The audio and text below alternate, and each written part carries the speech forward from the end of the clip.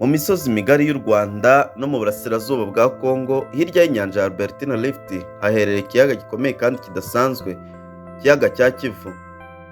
Kibitse mu nda yacyo amazi menshi, amabanga menshi, ibyiza bikurura ba mukerarugendo, ariko nanone gifite ibyago bishobora kuba inkoramutima y'akarere kose. Uyu munsi turasesengura akamaro y'abaturage n'igihugu muri rusange, ariko turagaragaza ibyago bishobora guturuka ku mwuka mwinshi wibitsemo. Niba ari ubwa mbere ugeze aha ngaha, nagusaba gukanda subscribe kugira ngo tujye tubana mu buzima bwacu bwa buri munsi, kandi ukanda akazogera kugira ngo ntukajye ucikwa n'ikiganiro tuzadushyiraho. Njye mugiye kubana muri iki kiganiro nitwa Niyitegeka Emmanuel. Kivu ni kimwe mu biyaga bitanu bigize Great Lake Region. Muri Afurika gifite ubuso bwa kilometero kare 2700. Ni kigari kurusha u Rwanda rwose. Gifite ubujyakuzimu burenga metero 480, bityo kikaba kimwe mu biyaga byimbitse cyane ku isi.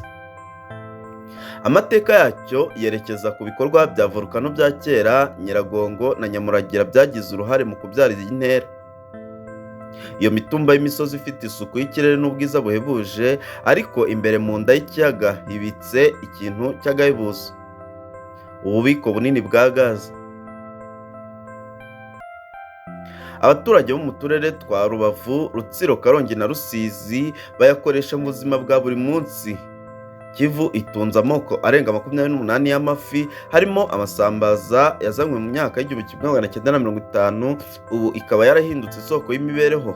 Imiryango ibihumbi ibaho ku bw'ayo mafi, hiyongeraho amasoko acuruza n'inganda nto.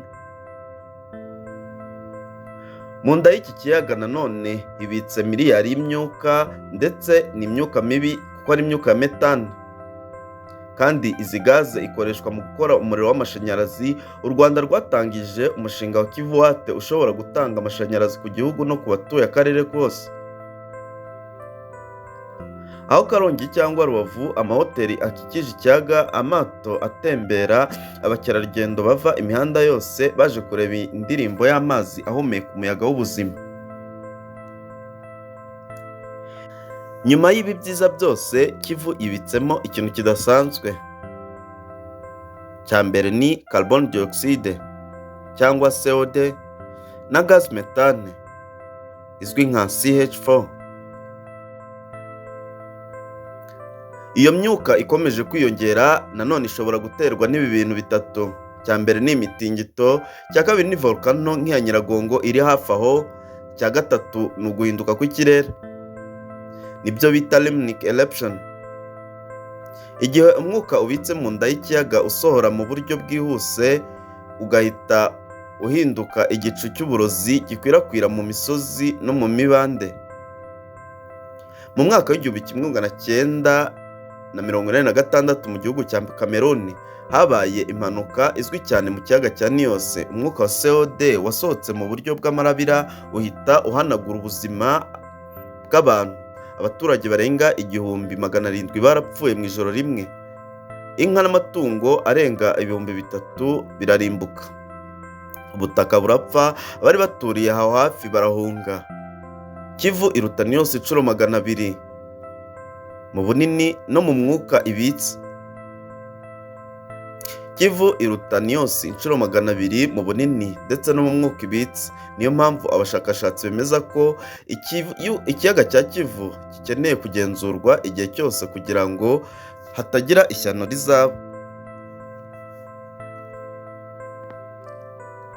U Rwanda rufite gahunda zo gukuraho metane gaze mu rwego rwo kuyibyaza amashanyarazi, kugenzura ubujyakuzimu bw'amazi n'umwuka uhari, gukangurira abaturage kumenya ibimenyetso by'ingaruka zishobora kuba.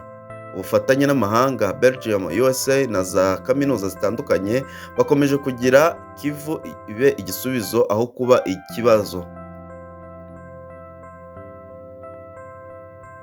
Kivu ni umugisha, ariko nanone igomba kwitabwaho. Iyo habaye inkuru ziturutse mu nzego z'ubuyobozi zivuga ku byago bishobora kuba, abaturage bagomba kumva no gukurikiza amabwiriza yose, kwirinda ibihuha bishobora gutera panike, kumenya inzira n'imihungire igihe cyose byaba ngombwa.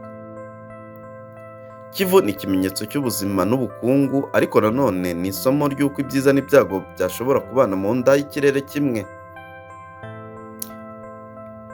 Tuyifate nk'umugisha, tuyibyaze umusaruro, ariko twitegura igihe cyose kugira ngo tudafatwa n'amarabira nk'uko byagenze muri Nios. Reka nkwifuriza wabanye natwe muri iki kiganiro. Nanone nongere kukwibutsa ko niba utarakanda subscribe kugira ngo uyikande tujye tubana mu buzima bwa buri munsi. Iyi yari NMG Media TV, njye nari Niyitegeka Emmanuel.